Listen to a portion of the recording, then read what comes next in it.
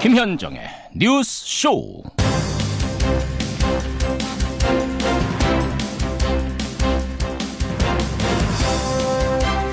애청자 여러분 안녕하십니까. 오늘 아침은 날씨가 뉴스입니다. 서울 영하 12도, 바람 때문에 체감온도는 영하 19도까지 떨어졌습니다. 원래 겨울이 춥다지만 이번 한파는 북극에서 내려온 한기라 그런지요, 며칠이 지나도록 꼼짝 않고 강력합니다. 그런데요, 일명 김영란법은 시행 1년 만에 결국 꼼짝했습니다. 농축수산물 선물에 대해서는 10만 원까지 올리고 대신 경조사비는 5만 원으로 줄이는 안이 어제 통과가 된 건데요. 농어민들은 환영이지만 왜 누구는 안 되고 누구는 되는 것이냐, 형평성 논란도 불거집니다. 이러다가 계속 슬금슬금 꿈쩍꿈쩍 뒤로 후퇴하는 건 아닌지, 부정부패 원천 차단이라는 원래 취지를 잊어서는 안 될 겁니다. 김현정의 뉴스쇼 출발하죠.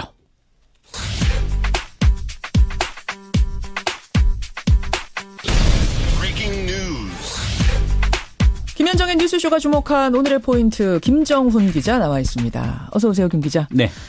오늘 첫 번째 포인트 뭐부터 볼까요? 네, 한국당의 3파전입니다. 정치권, 오늘 자유한국당 원내대표 경선으로 뜨거울 것 같아요. 네, 후보가 3명이죠. 김성태, 홍문종, 한선교 의원인데요. 예. 김성태 후보는 친홍준표, 홍문종 후보는 친박근혜, 또 한선교 후보는 중립지대 후보로 알려져 있거든요. 예. 이 때문에 원내대표 한 사람을 뽑는 게 아니라 자유한국당 내 각 세력의 우위를 엿볼 수가 있는 선거가 되겠습니다. 투표는 오후 4시에 합동토론회 이후에 진행이 되는데, 과반 득표자가 나오지 않으면 다득표자 2사람을 대상으로 결선 투표를 진행하는 방식입니다. 결선 투표요? 네, 현재까지는 그 결과를 예측하기가 어려워 보이네요. 누가 뽑히냐에 따라서 당 안팎에 큰 변화가 있을 수가 있어요. 네, 그렇죠? 특히 당내 친박 세력의 거취, 또 바른정당 복당파 의원들의 그런 역할에 변화가 있을 수가 있겠죠. 예, 또 예. 대여 투쟁의 수위도 달라질 것 같네요. 오늘 뉴스닥 있는 날입니다. 뉴스닥에서도 이 얘기 조금 더 다뤄보도록 하죠. 다음 포인트 갑니다. 네, 사드 역지사지입니다. 중국 국빈 방문을 앞둔 문재인 대통령, 사드 문제에 대해서 역지사지 해법을 강조했더라고요. 네, 방중을 앞두고요, 중국 CCTV와 인터뷰를 했는데, 사드 문제에 관해서 한국과 중국은 서로 상대방의 입장을 역지사지해야 한다, 또 시간을 두고 해결하는 지혜가 필요하다, 이렇게 밝혔거든요. 예. 이와 관련해서 중국의 기자가 3불 원칙을 다시 물었는데요. 3불 원칙이라 하면 이제 사드를 추가 배치 않겠다, 미국의 MD 체계에 편입되지 않겠다, 한미일 군사동맹에 엮이지 않겠다, 이 세 가지를 한국이 지킬 거냐, 뭐 이런 거예요? 그렇습니다. 네, 이에 대해서도 이미 입장을 밝힌 바 있다라고만 말해서 논의 확대는 선을 그었습니다. 아울러 양국 정상 간 회담 후에도 공동 성명을 채택하거나 공동 기자회견을 하지는 않기로 했는데요. 사드와 관련한 양국의 입장 차가 드러날까 우려했기 때문으로 보이네요. 그래요. 내일 중국을 찾는데 문 대통령 마음이 결코 가볍진 않을 것 같아요. 정상회담을 하는데 공동성명 채택도 안 하고 공동 기자회견도 안 하고, 이게 사드 앙금이 완전히 가시진 않은 느낌? 그야말로 봉합이죠. 그렇죠. 마지막 포인트 봅니다. 구속시험대에 오른 전현 실세들입니다. 전현 실세들. 이명박 정부 때의 김태효 전 대외전략비서관, 또 문재인 정부의 전병헌 전 정무수석, 오늘 구속 여부가 가려지는 겁니까? 네, 김 전 비서관은 군의 댓글 공작 혐의, 그리고 전병헌 전 수석은 홈쇼핑 업체로부터 뇌물을 받은 혐의로 오늘 영장 실질 심사를 받게 됩니다. 예. 김태훈 전 비서관은 이명박 전 대통령의 메신저로 불리는데, 만약에 구속이 된다면 군의 정치계 의혹에 대한 수사가 이 전 대통령에게 향할 수 있을 것으로 보이고요. 전병헌 전 수석의 경우에는 지난달 한 차례 구속영장이 기각됐죠. 오늘 두 번째네요. 그렇습니다. 현 정권 실세를 타겟으로 잡은 검찰이 얼마나 보강 수사를 했을지 지켜봐야 되겠습니다. 그래. 우병우 전 민정수석에 대해서도 검찰이 또다시 구속영장 청구했다는 소식도 있더라고요. 이번이 세 번째죠. 세 번째죠. 예, 세 번째 영장 청구인데 구속 여부는 내일 영장 실질 심사를 통해서 가려질 예정입니다. 법원이 그냥 북적북적하네요. 그렇습니다. 여기까지 김정훈 기자 수고하셨습니다. 네. 이거야말로 짝퉁 제보 조작 사건입니다. DJ 비자금 관련 자료를 각수채 전달했다는 내용은 예. 사실이 아닙니다. 모 의원님이 강력히 징계를 해야 한다고 주장했다고 합니다. 마치 그 순간을 기다렸다는 듯이. 누굽니까? 청취자들께도 좀 알려드릴 의무가 있을 것 같아서요. 이모 의원님이라고 하는 얘기를 들었습니다. 이모 의원님이요? 예, 어제 국민의당 박주원 최고위원과의 인터뷰 내용 기억하십니까? 예, 그중에 일부를 제가 잠깐 다시 들려드렸습니다. 김대중 전 대통령의 비자금 의혹 제보자로 지목이 됐죠. 박주원 최고위원. 어제 저희와 인터뷰를 하면서 나는 그 CD 100억짜리 양도성 예금 증서를 DJ 것이라고 하면서 주성영 의원에게 건넨 적이 없다. 이건 대하소설급의 음모다. 라면서 반박을 했습니다. 그러면서 이 음모에 연관된 인물, 이른바 배후 인물로 같은 당의 이모 의원. 제가 이제 이모 의원이 누구냐라고 계속 이제 질문을 드렸더니 이용주 의원이다라고 지목을 했습니다. 예. 바른정당과의 통합을 찬성하는 안철수 대표하고 자신을 고립시키기 위한 어떤 반대파의 음모다라는 주장이었죠. 이용주 의원도 할 말이 많다고 합니다. 국민의당 이용주 의원 직접 연결을 해보죠. 이용주 의원님, 이모 의원님 안녕하세요. 예, 제가 제 이름보다는 이모 의원으로 더 알려진 이용주 의원입니다. 예. 아니, 그러니까 박주원 최고위원은 이거는 음모고 그 음모의 배우가 이모 의원, 이용주 의원이다 이렇게 지목을 했습니다. 그러게요. 예. 뭘 근거로 이제 그렇게 주장하셨는지는 모르겠으나 결국에 이제 보시면은 이번 사태가 지난주 금요일 날 아침에 새벽에 경향신문의 단독 보도로서 시작된 거 아니겠습니까? 금요일 그렇죠. 그래서 그 음모론에 제가 관련돼 있다면은 결국에는 그 경향신문의 보도, 단독 기사와 관련이 있을 수밖에 없지 않겠습니까? 예. 하지만 저는 그 경향신문의 기사 내용과 기사의 보도의 과정에 전혀 관여한 바도 없고, 저뿐만 아니라 호남 중진 의원들이 경향신문 보도 관련해서 기자를 만났다거나 한 것은 전혀 없는 것으로 알고 있습니다. 결국에는 예.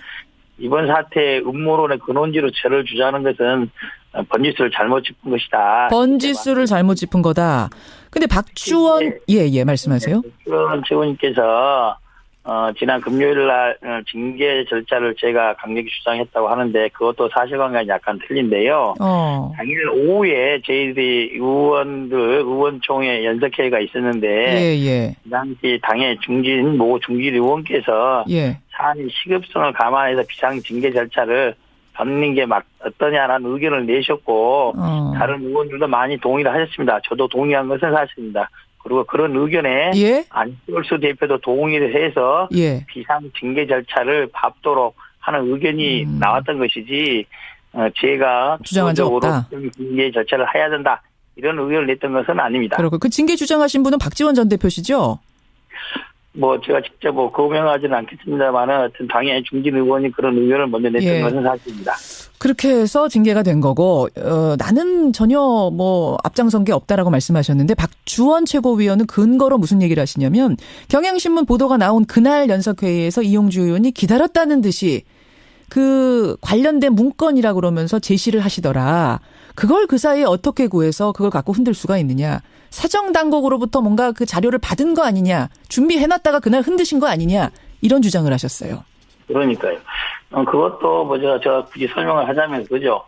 그날 아침부터 경향신문 보도로서 당이 발칵 뒤집혔지 않습니까? 예. 여기서 박주원 최고위원의 변명 내용, 변소 내용이라든지 이런 것 나왔었는데 어느 말이 맞는지 확인할 수가 없는 그런 사태가 있었습니다. 예. 그래서 오후에 저희들이 오후 4시로 당의 의총이 예정되어 있어서 제가 법사위 간사로서 당의 논란에 보면 주성영 전 의원이 DJ 비자금 관련해서 명예훼손 사건으로 재판을 받아서 판결을 받았다는 내용이 언급되어 있지 않습니까? 그렇죠. 예. 그래서 정식적인 절차를 거쳐서 법무부에 해당 판결문 자료를 제공해달라고 요청을 했습니다.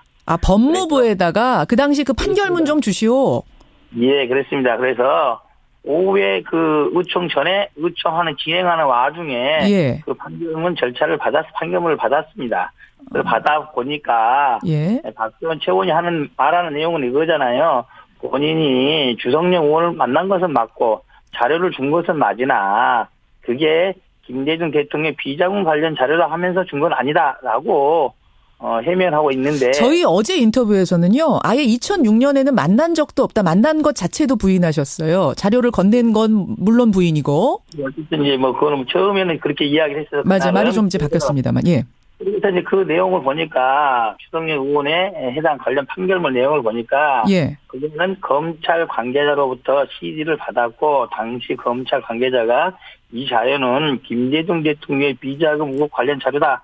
하고 하면서 주었다는 부분이 명확히 나타나 있습니다. 판결문에. 예.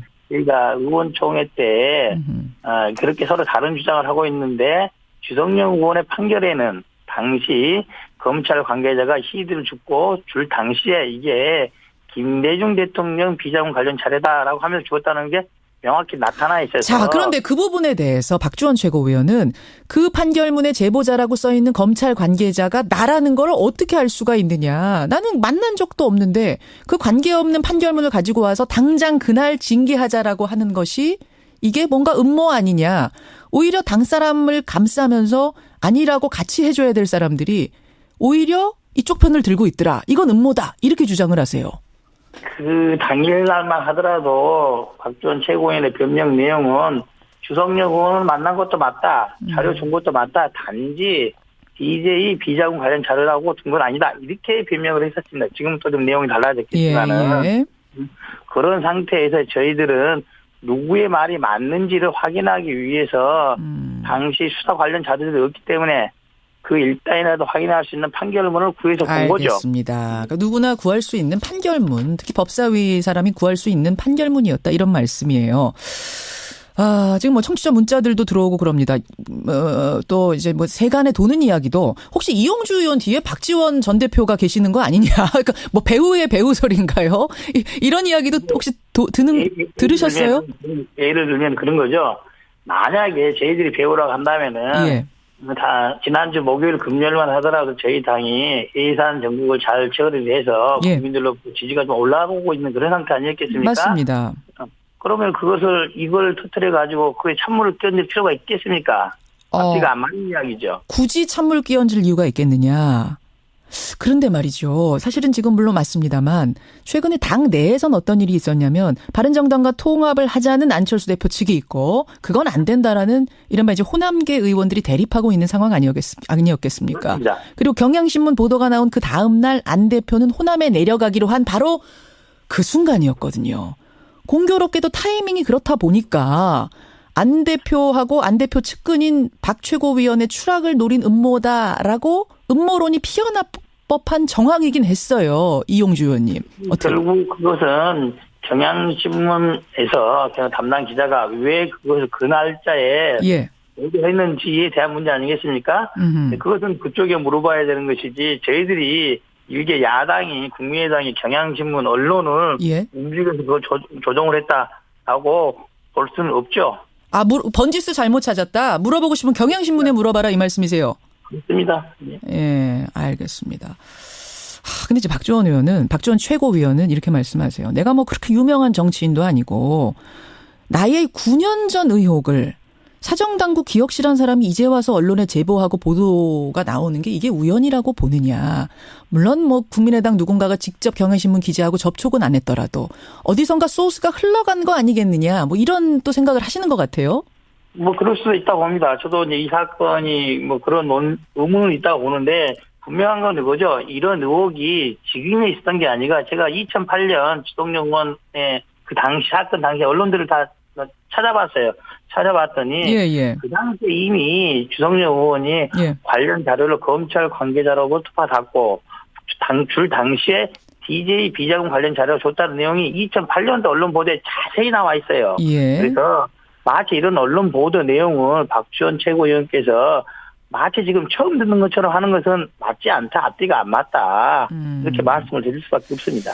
박지원 최고위원이 어제 어설픈 대하소설급 음모다라고 얘기했는데 그러면은 지금 이용주 의원 말씀을 쭉 종합해보면 그런 음모의 가능성은 뭐 요새 말로 1도 없다. 전혀 없다. 1도 없다. 대하소설이 아니고 굳이 한다면 픽션이 아니라 팩션일 가능성은 있다. 픽션이 아니라 뭐라고요? 팩션. 팩트에 근거한 이야기다. 아, 팩트다. 예, 알겠습니다. 예. 이용주 의원 만나고 있습니다. 그나저나 말입니다, 이 의원님. 아니, 이렇게까지 감정의 골이 깊어지면은 이거 정말 이미 심리적으로는 이혼한 거 아니냐, 당이. 이런 얘기 나와요. 이혼이 필요할 수도 있으나, 보통, 이혼을 하게 되면은 이혼한 것보다 이혼 안 하도록 노력을 많이 해야 되지 않겠습니까? 부부 간에 불화가 있다고 그때마다 이혼할 수는 없는 거 아닙니까? 틀린 부분, 이견이 있는 부분들은 조정해서 사는 방향으로 노력을 해봐야겠죠. 지금은 충분히 그런 노력이 가능한 시간을 보고 특히 뭐 이혼하다 보면은 또 이혼하려고 마음을 먹어도 숙려기간 이런 거 필요하지 않습니까? 숙려기간 4주 있죠. 예. 충분히 의견을 조정할 수 있을 정도의 범위 내에 들어있다. 어느 날 당내 갈등이 있을 수 있는 거 아니겠습니까? 이것을 그 범위를 넘어섰고 분당 탈당을 운운할 정도의 그런 상황은 아니라고 봅니다. 아니라고 보세요. 안철수 대표의 재신임 얘기까지 나오는 마당인데. 재신임이란 것은 지금 당내에 바른정당 통합을 둘러싸고 여러 가지 이견들이 많이 있는 건 사실이죠. 방법론 쪽뿐만 아니라 방향에 대해서 그렇죠. 그런 것들에 대해서 당 대표가 당내 의견을 조정하고 조율하고 할 필요성은 있고 그게 리더십의 문제로 리더십의 문제에 봉착되어 있는 건 사실입니다. 그리고 내년에 지방선거를 앞두고 있기 때문에 좀 더 명확한 리더십을 수립할 필요도 있기 때문에 안철수 대표에 대한 리더십의 재신임 문제는 논의될 수도 있는 그런 상황이라고 봅니다. 알겠습니다. 어제 주성영 의원 녹취록을 박주원 최고위원이 갖고 있다고 했는데 이것도 공개해야 된다고 보세요? 그렇습니다. 제가 보기로는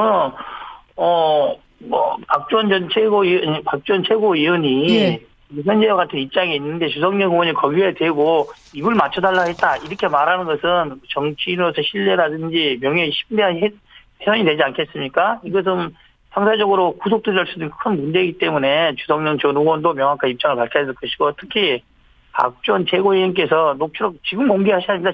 지금. 며칠 있다 하겠다 그러지 마시고. 며칠 있다 하겠다. 왜 며칠 있다 하면 안 되나요?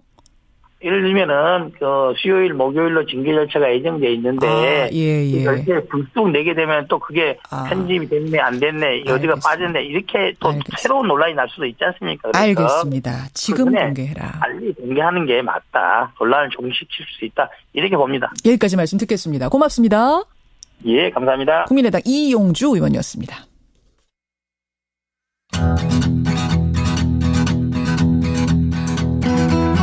김현정의 뉴스쇼는 청취자 여러분의 참여로 이루어집니다. 트위터, 페이스북, 레인보우 게시판, 그리고 단문 50원, 장문 100원의 유료 문자 샵 1212, 우물정 1212 통해 참여하실 수 있습니다. 김현정의 뉴스쇼, 여러분과 함께 만듭니다. 김성환의 행간 시사평론가 김성환 씨 나오셨습니다. 어서 오십시오. 네, 안녕하세요. 이제 말로는 이혼 아니라고 하는데 밖에서 보기에는 심리적 이혼 한 걸로 보이지 않아요? 그렇죠. 같은 집에 살고 있는데 각방 쓰고 있는 거죠. 그러게 말입니다. 봉합이 됐으면 좋겠다라고 이용주 의원은 말씀을 하셨지만 숙려기간 4주라고 아까 하셨거든요. 4주 동안 어떻게 될지 지켜봐야겠습니다. 행간 뭐 가지고 오셨어요? 혹시 김현정 앵커는 세금 체납한 거 없으시죠? 전 없죠. 이 국세청이 고액 상습 체납자 2만 1,000여 명의 실명과 인적사항을 공개를 했는데요. 제가 다 살펴보지는 않았지만 김현정 앵커는 없는 것 같습니다. 체납할 만큼 많지도 않아요. 그래도. 이들이 체납한 세금이 11조 4,700억 원 규모. 올해 예상 국세 수입이 251조 원인데요. 그거에 비하면 4.6%에 달하는 어마어마한 금액이었습니다.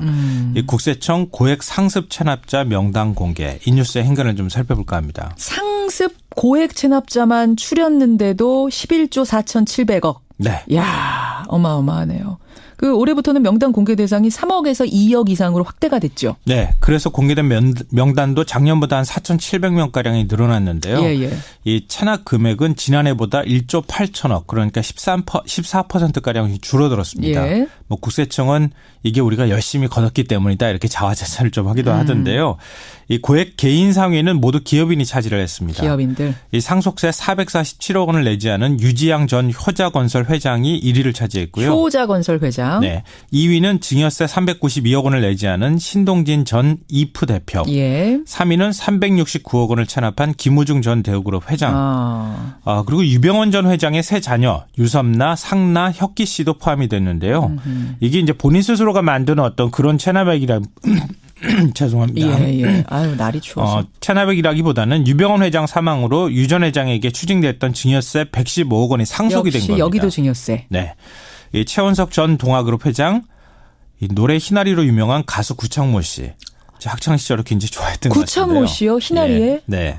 하이틴 스타 출신 배우 김혜선 씨도 포함이 됐습니다. 김혜선 씨는 뭐 열심히 갖고 있다 이런 입장을 밝히기도 했고요. 이 체납자들은 체납액이 2억 원 밑으로 떨어지지 않는 한 계속 명단에 남게 돼서 공개됩니다. 국세청의 고액 상습 체납자 명단 공개, 이 뉴스의 행간 이면도 분석해 주시죠. 예, 첫 번째 행간은 갈수록 돈 숨기는 방법이 진화하고 있다입니다. 돈 숨기는 방법. 대표적인 게 위장 이혼 뭐 이런 거 아니에요? 네, 맞습니다. 그렇죠. 뭔가 잘못됐다 그러면은 일단 한쪽으로 재산 다 몰아주고 그다음에 이제 서류상으로만 이혼을 하는 건데요. 그렇죠. 30억 원을 탈루한 한 부부 얘기입니다.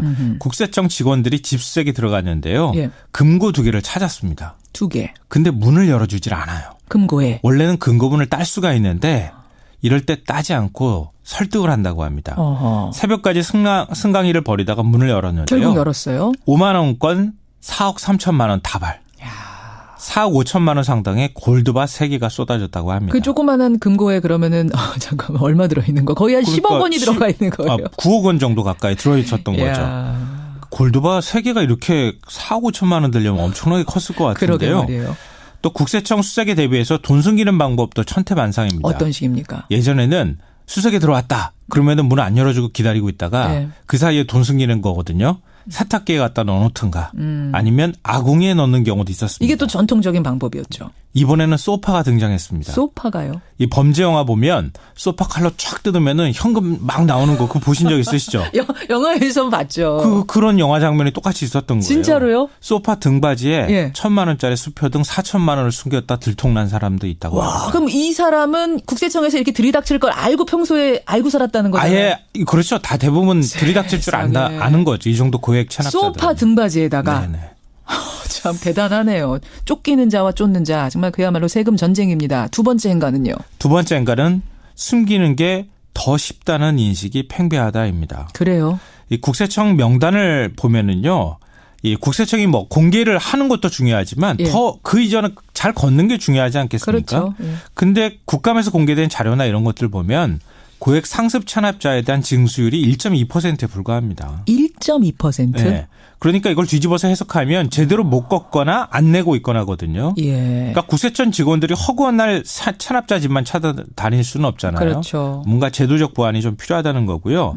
납세자들도 차라리 안 내는 게 낫다고 하는 인식을 갖지 않도록 국세청이 과세 형평성을 확보할 수 있는 방안이 좀 필요하다는 겁니다. 버티면 버틸 수 있다 이런 인식을 깨야겠네요. 그렇죠. 네. 그리고 낼 사람들이 좀 제대로 내줘야 되고요. 당연하고요. 마지막 행간은요? 마지막 세 번째 행간은 비트코인 투자보다 체납자 신고가 훨씬 더 쉽다입니다. 체납자 신고가요? 네.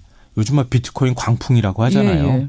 뭐 하루 등락폭이 40%에 육박하고 잠도 못 자고 투자하고 있다고 하던데요. 자칫하면 쪽박 차는데 이거에 비하면 체납자 파파라치가 훨씬 더 수익성이 좋을 수 있습니다. 신고하면은 이거 돈 줍니까? 징수액의 5에서 한 15%까지 주고요. 최대 금액을 20억까지 줄 수 있다고 합니다. 파파라치한테? 예. 명단 한번 유심히 살펴보십시오. 우리 집 동네 주변에 누가 있는지. 재벌집 근처에 살아야 되는 겁니까? 여기까지 오늘의 행간 수고하셨습니다. 네, 고맙습니다. 참 별의별 방법이 다 있네요. 라면서 많은 분들이 문자 주시는데요. 많이 추우시죠? 이 세금 체납한 사람들 얘기 들으니까 더 마음이 추워집니다. 지금 어디서 떨고 계세요? 광화문에서는요. KBS의 박대기 기자가 지금 떨면서 대기 중입니다. 무슨 일인지 2부에서 확인하시죠.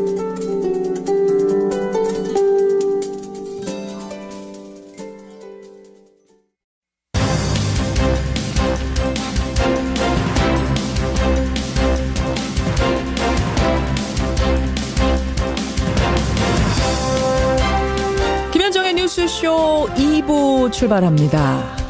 오늘이요. KBS가 파업을 시작한 지 꼭 100일이 되는 날입니다. KBS 새노조는 지난 화요일부터 광화문 광장에서 24시간 릴레이 발언을 이어가고 있는데요. 지금 KBS의 박대기 기자가 광화문에서 대기 중입니다. 직접 만나보죠. 화요일의 코너 뉴스닥에서는요. 성무소장과 이준석 위원장이 꼽아온 이번 주 상한가 하한가 확인을 해보시고요. 화제 인터뷰에서는 여러분 지금부터 제가 하는 말이 무슨 뜻인지 좀 맞춰보세요. 오늘 날씨 실화냐? 핫팩 붙여야 할 각? 에바 참치 춥다. 이게요, 요즘 유행하는 급식체랍니다. 이게 도대체 무슨 뜻인지 이 암호 같은 말을 서울대 국문과 박진호 교수와 함께 풀어보죠. 50원의 단문 100원의 장문 유료 문자 샵 1212 카톡 레인보우까지 열어놓고 출발합니다. KBS 파업 100일이 되는 날입니다. 지난 5일부터요. KBS 새노조의 위원장은 무기한 단식 농성을 하고 있고요. 광화문 광장에서는 노조원들이 돌아가면서 비리이사 해임을 촉구하는 24시간 릴레이 발언을 하고 있습니다. 말이 그렇지요. 이 추운데 24시간을 돌아가면서 끊이지 않고 말을 한다는 게 이게 보통 일은 아닐 거예요. 그만큼 절박하다는 얘기로 들립니다. 자, KBS 파업 100일이 되는 날 아침 광화문 현장 연결해 보겠습니다. 여러분도 잘 아시는 분이죠. 그 눈사람 기자로 익숙한 KBS 박대기 기자 광화문 현장에 있습니다. 박대기 기자 안녕하세요. 네, 안녕하세요. 광화문 어디쯤에 계십니까? 네, 저는 광화문 이순신 장군 동상 앞에 있습니다. 동상 앞에 오늘 아침 온도가 네. 영하 12도 좀 많이 추우시죠? 아, 네. 올 겨울 들어서 가장 추운 날씨라고 합니다. 예. 좀 춥네요. 입도 약간 얼어붙고요. 예. 입도 얼어붙고. 오랜만에 목소리 들으니까 되게 반가워요. 예. 지금 뒤쪽에 뭔가 뭐 시끄러운 소리 들리는데 이게 무슨 소리입니까? 아, 예. 저희 그 KBS에서 일하는 언론인들이 24시간 연속 발언을 하고 있습니다. 지금 160시간이 넘었는데요. 일주일째 계속 돌아가면서 이제 왜 파업을 하는지 그리고 이제 KBS가 어떻게 바뀌어야 되는지 이런 발언을 하고 있습니다. 발언 중이군요. 예, 그 소리랑 좀 섞여가지고 조금 들으시는데 불편하실 수도 있지만 여러분들 조금 양해하면서 들어주셨으면 좋겠습니다. 예. 저는 박대기 기자가 광화문에 나가 있다고 해서 이거 눈까지 오는 거 아닌가 걱정했는데 눈은 안 오네요. 오늘 다행히. 예, 오늘 하늘은 다행히 맑습니다. 그래요. 24시간 릴레이 발언을 하는 심정이 어떠세요? 아, 예, 뭐 날씨도 춥지만은 사실은 저희가 지금 반팔 입고 파업을 시작했거든요. 그래서 이제 반팔 입고 파업을 시작했는데 지금 뭐 눈 오고 이렇게 추운 날씨까지 계속될 줄은 처음에 예상을 못했었습니다. 그래서 좀 약간 마음이 좀 조급해지긴 하는데요. 그래도 이제 그동안 저희가 반성해야 될 것도 많고, 예, 그런 시간이었던 것 같습니다. 반성을 하면서 어떻게 또 KBS를 바꿔야 될지 이런 것들을 서로 의논도 하기도 하고요. 그랬던 시간인 것 같습니다. 아니, 진짜로 24시간 안 끊어지고 얘기를 하는 거예요? 예, 발언한 영상은 유튜브에서 지금도 이제 실시간 중계되고 있고, 그동안 이제 발언한 영상은 시청자분들이 다 찾아보실 수 있을 겁니다. 아니, 밤 12시 넘어가면 사실은 듣는 사람도 없을 텐데. 아, 예. 그렇지만 또 심야에 활동하시는 분도 있으시기 때문에 계속 들으시면서 거기 이제 댓글로 이제 여러 가지 의견도 말씀해주시고 공감도 표시하시더라고요. 그래요. 예. 그 어떤 내용들을 주로 얘기들 많이 하세요? 예. 무엇보다 이제 KBS 내부에서 어떤 일들이 있었는지 잘 모르는 분들도 많이 계시기 때문에 예, 그동안 이제 어떤 문제적인 상황들이 있었는지 이제 자기가 경험한 것들 위주로 말씀하시고요. 그리고 이제 뭐 이런 점에서 끝까지 싸우지 못했다. 저희가 사실은 이제 지난 9년 동안 6번 파업을 했었습니다. 6번. 예, 그동안 파업은 제가 기억하기로는 임금 인상이나 뭐 이런 걸 위해서 파업한 적은 한 번도 없고요. 항상 이제 공정방송이 흔들리는 상황, 그러니까 이제 보도라든지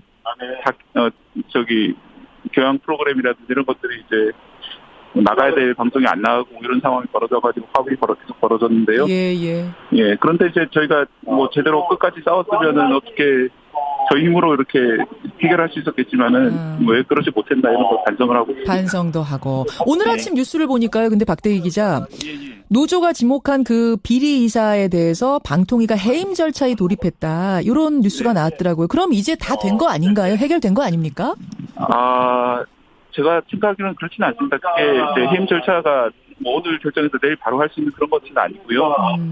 뭐 충분한 시간을 걸쳐서 수기를 해야 되기 때문에 좀 상당한 절차가 남아 있고 저희가 이제 계속 여름부터 계속 파업을 해온 입장에서는 과연 이제 저희가 원하는 대로 될 수 있을까 걱정도 되고 하기 때문에 끝까지 파업을 이어갈 계획이라고 들었습니다. 예, 지금 여러분 광화문 현장 연결하고 있습니다. KBS의 박대기 기자 연결을 하고 있는데 뒤에 계속 소리가 웅성웅성 들리죠. 이제 KBS 노조원들이 24시간을 돌아가면서 발언을 하고 있는 그 현장이기 때문에 조금 시끄러운 소리가 들립니다. 여러분께 양해를 구하고요. 저 박대기 기자. 네. 지금 혹시 가능하다면 막 발언 끝내신 분 한 분 잠깐 바꿔주실 수 있어요? 예, 이제 바꿔드리겠습니다. 예. 일단 바꿔주십시오. 예, 잠시만요. 예.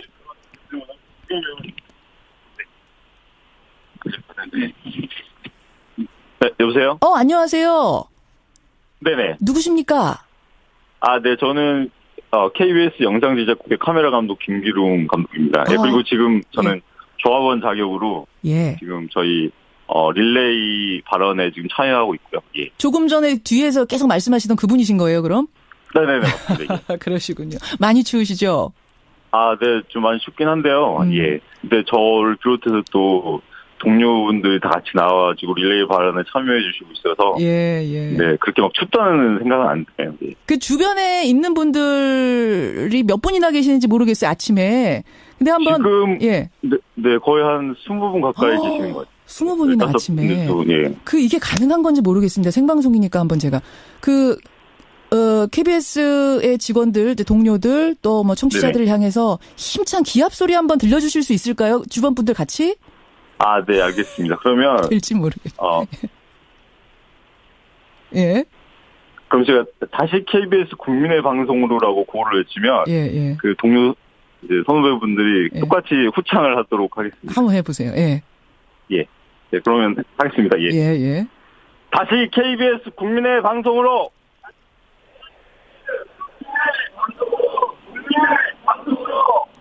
네, 들으셨나요? 그렇게 크게 들리진 않았지만, 그 마음이 전달은 됩니다. 예, 감독님. 네네네. 하여튼 추운데 고생 많이 하셨고요. 네. 얼른 가서 좀 뜨끈한 어묵 국물이라도 한 국자 드세요. 네, 감사합니다. 고맙습니다. 박대기 기자 좀 다시 바꿔주세요. 예, 다시 바꿔드릴게요. 예. 박대기 기자? 바꿨습니다. 예. 그래요. 아니, 거기 한 지금 20분 모여 계시다 그랬는데, 지금 MBC 돌아가는 거 보면 좀 부러우실 것 같아요, KBS 분들이. 예. 저도 어제 영상으로 MBC 이용화 기자가 휠체어를 타고 회사로 복귀하는 모습을 봤습니다. 예. 그래서 그동안 고생을 참 많이 하셨는데, 부럽기도 하고 참 잘 되셨으면 좋겠다 생각 들고 그렇습니다. 솔직히 좀 부럽고. 예. 지금 많은 분들이 응원의 문자 보내주시는데, 이제 박대기 기자 하면은 눈사람 기자로 유명하잖아요. 근데 올겨울에는 뉴스에서 그 모습을 못 보고 파업 현장에서 봐야 되는, 파업 현장에서 뉴스를 지켜봐야 되는 입장이 되신 거예요. 예. 그렇죠. 바람이 있다면, 개인적인 소망도 좋고요. 예. 무엇보다 KBS가 국민의 진정한 사랑을 받는 공영방송으로 다시 돌아갈 수 있었으면 좋겠습니다. KBS는 모든 국민이 한 푼, 두 푼 내신 그 돈으로 만들어진 재산인데요. 그럼요. 그렇기 때문에 더더욱 국민을 위해서 방송을 했으면 좋겠고, 또 저는 기자이기 때문에 국민의 편에 서서 진실을 알리는 그런 감시견 언론인 역할을 다시 할 수 있으면 좋겠습니다. 그래요. 달라진 모습으로 꼭 돌아가고 싶습니다. 예, 많은 분들도 지금 KBS가 다시 정상화되면 정말 달라진 모습으로 시청률의 가치를 실현하는 좋은 방송 돼주시라, 이런 응원 문자 잊지 마시고요. 예. 다시 눈 맞으시면서 리포팅하는 모습 기대하고 있겠습니다. 예, 꼭 다시 현장으로 돌아가겠습니다. 그래요. 고맙습니다. 예, 고맙습니다. 광화문 현장에 있는 KBS의 박대기 기자. 지금 파업 벌써 100일이나 된지 몰랐네요. 100일 된 그 현장 연결해봤습니다.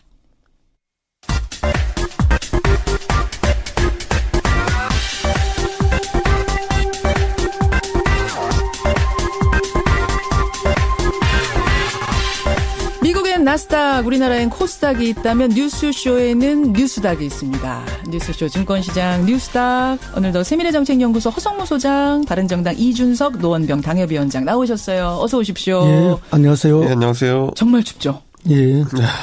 내복 입으신 분, 두 분. 예, 저는 어제부터 내복을 입었습니다. 허 소장이 착용하셨고, 우리 이준석 위원장. 맨날 입는데 오늘 아침에 급하게 나오느라 못 입었습니다. 오늘은 저도 입었어요. 고백하자면. 너무 추워서. 그 추위를 이기는 나만의 비법? 혹시? 소장님 내복. 예, 뭐 가장 추울 때는 내복을 입는 게 제일 좋죠. 예. 예. 그리고 뭐 집 밖을 잘 안 나가는 게 최고의 비법이죠. 뜨끈한 아랫목에서. 저는 집에 있으면은 계속 커피를 끓여 마십니다. 그래가지고 진짜 막 하루에 20잔 먹은 적도 있어요. 거의.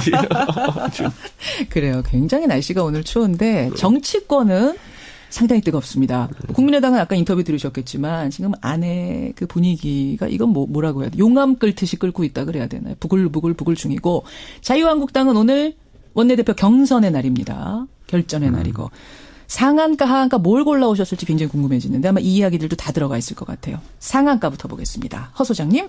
예, 임종석 청와대 비서실장을 상한가로 골랐습니다. 임종석 비서실장 잠깐만요. 이중석 위원장님. 저는 이제 국민의당 박지원 의원을 골랐습니다. 국민의당 박지원 의원. 일단 임종석 비서실장 왜 상한가입니까? 임종석 비서실장이 전대협 세대의 가장 상징적인 인물이죠. 그렇죠. 물론 뭐 벌써 재선 국회의원을 했고 당의 사무총장도 이미 경험한 바가 있습니다. 예.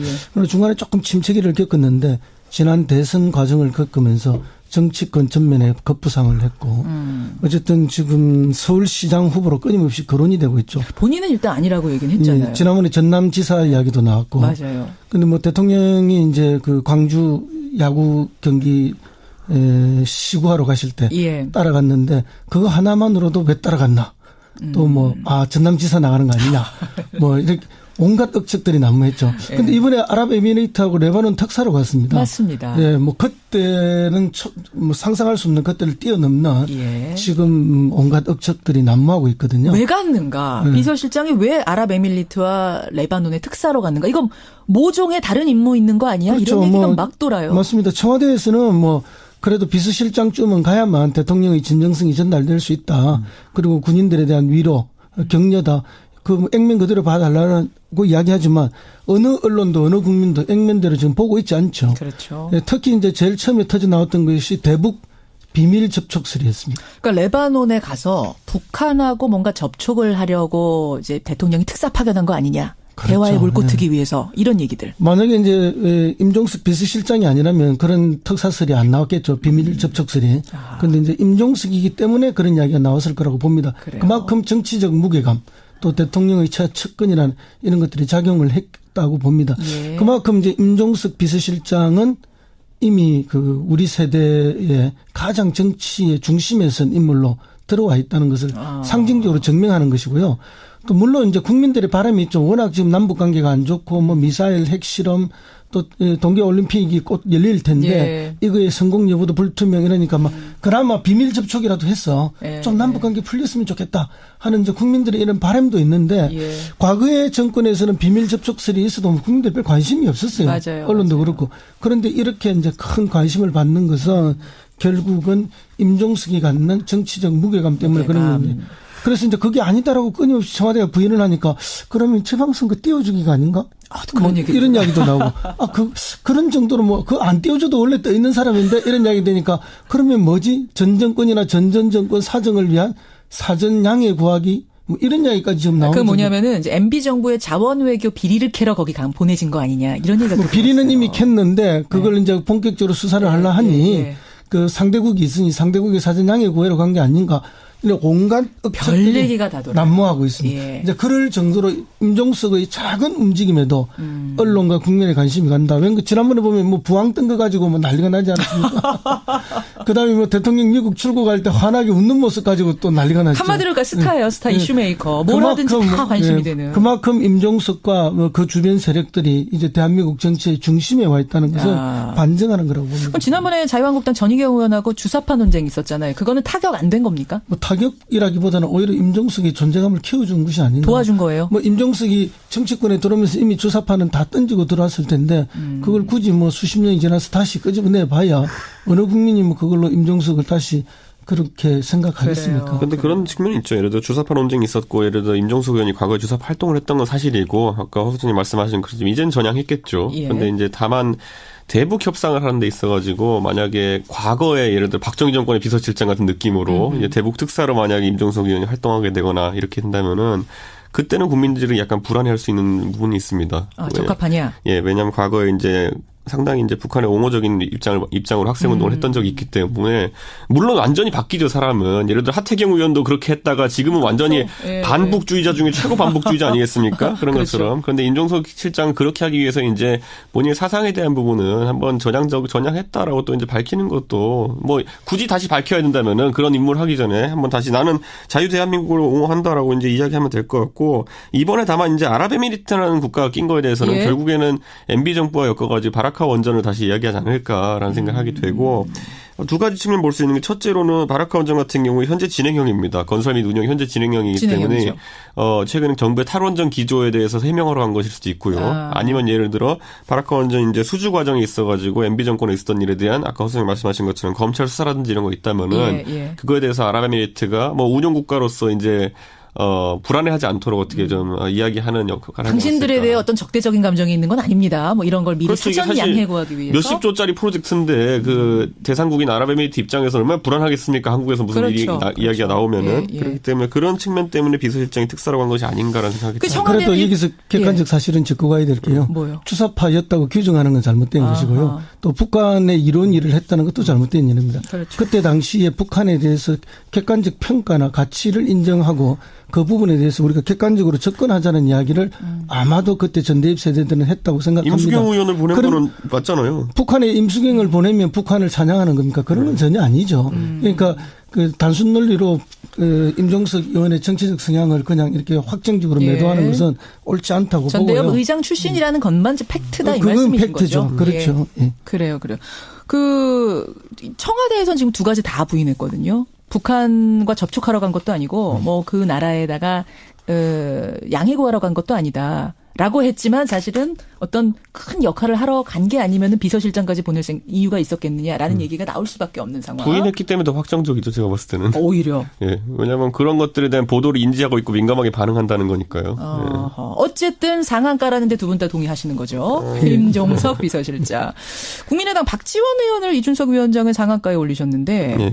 근데 일요일에 마라톤 나갔다가 박지원 의원이 계란 맞았잖아요. 계란을 안 맞았으면 상한가에 안 올렸을 것 같은데. 맞아서? 네, 계란 맞았다는 건 이제 어쨌든 국내 정치에서 한 축을 이제 또 맡고 계시다는 것도 이제 보여준 것인 게 이게 안철수 의원이 여성 지지자가 이제 계란을 던졌다고 이제 알려져 있는데. 그렇죠. 사실 그 이유가 뭐겠습니까? 지금 안철수 대표를 상당히 궁지에 몰아넣고 있기 때문이거든요. 이게 잘 생각해 보시면요. 지금 박주원 최고위원이 이제 사실상 뭐 당권 정지 사퇴. 잠깐만요. 여기서 여러분 발음을 잘해야 돼요. 박주원하고 박지원은 전혀 다른 사람입니다. 박주선도 다른 사람이고요. 박주선도 다른 사람이고요. 박주원, 박지원. 예. 그래서 박주원 이제 최고위원이 이제 사실상 뭐 최고위 사퇴까지 몰리게 되고 그다음에 그 전에도 보면 이제 최명길 전 의원이 의원직 상실하면서 최고위원 내려놓지 않았습니까? 그렇죠. 이게 둘 다 친안철수계 이제 최고위원이란 말이에요. 보통 이제 정당에서 최고위원회가 무너지는 시점, 그러니까 다시 당대표 선거가 필요하다라고 이제 사람들이 인지한 시점이 언제냐면은 최고위원이 한 3명 정도 사퇴했을 때입니다. 한 3명, 4명 정도 사퇴하게 되면은 이건 지도부로서 선출된 지도부로서의 기능을 하기 어렵다. 대표 다시 뽑아야 된다. 네, 대표 다시 뽑아야 된다라는 얘기를 하게 되는데 이미 국민의당이 이제 2명 정도 선까지 이제 온 거거든요. 이렇게 해서 이제 3명 선 가게 되면은 지금 이미 어느 분들은 말을 하십니다. 안철수 대표에 대한 재신임을 물어야 된다. 또는 뭐 사퇴해야 된다. 이런 얘기가 나오고 있는데. 박지원 의원이 말씀하셨죠. 네. 그러니까 이제 이런 부분에 있어가지고 박지원 의원이 사실 이런 국면을 만든 것이 아니냐. 혹시 뭐 아무래도 DJ 대통령에 대한 이야기니까 뭐 박주원 최고위원에 대한 얘기도 아마 박지원 의원이 뒤에서 물밑조율한 거 아니냐라는 의혹도 있고 저는 전반적으로 지금 이 시간이 흘러갈수록 시간은 그 박지원 대표의 편입니다. 시간은 그러니까 호남파, 통합 반대파 편이다. 그러니까 안철수 대표가 통합을 해서 어쨌든 지방선거에서 효과를 보려는 거 아니겠습니까? 근데 지방선거가 6월 13일이면은 4개월 전부터 이제 굵직굵직한 후보들은 예비 후보 등록이 시작되는데 그럼 2월 13일 아닙니까? 2월 13일부터 예비 등록 시작하면은 그 전에 그게 이제 그 설쯤이기 때문에 그 직전인 한 1월 말까지는 대충 결정이 나야 돼요. 통합을 할지 말지가. 네, 그래야 나중에 사람들이 가서 예비 후보들이 초록색 잠바를 입을지 아니면 파란색 잠바를 입을지 아니면 뭐 다른 색깔 잠바를 입을지 결정하게 되는데 그때까지 결정 못 하고 마음 급한 사람들이 잠바 입고 돌아다니기 시작하면은 그때는 이미 분위기가 달라집니다. 그렇기 때문에 박지원 의원은 통합 반대파기 때문에 무조건 1월 한 중순까지만 이런 국면을 끌고 나갈 수 있으면은 통합이 무산되는 겁니다. 잠깐만요. 정리 좀 해볼게요. 그러니까 통합을 하려면 지금 해야 돼요. 설되기 전에 해야 되는데 지금 뭐 박주원 최고위원과 관련된 이런 일들이 막 터지고 당이 정신없게 되면 통합 얘기를 안철수 대표가 더 드라이브를 걸 수가 없어지고 그렇죠. 이렇게 시간이 끌어서 1월 넘어가다 보면 통합 자체가 힘들어지는 물리적으로 힘들어지는 상황이 오게 됩니다. 시간은 박지원, 호남파 의원들 편이다. 그렇죠. 지금 우리가 한번 살펴보면요. 오래 정치하셨던 분들, 예를 들어 박지원 대표도 그렇지만 최근에 김무성 대표도 보면요. 바른정당일 때 탈주파 사태가 생겼을 때 지금 보면 아시겠지만 오늘이 원내대표 선거입니다. 12월 이제 12일이죠 오늘이.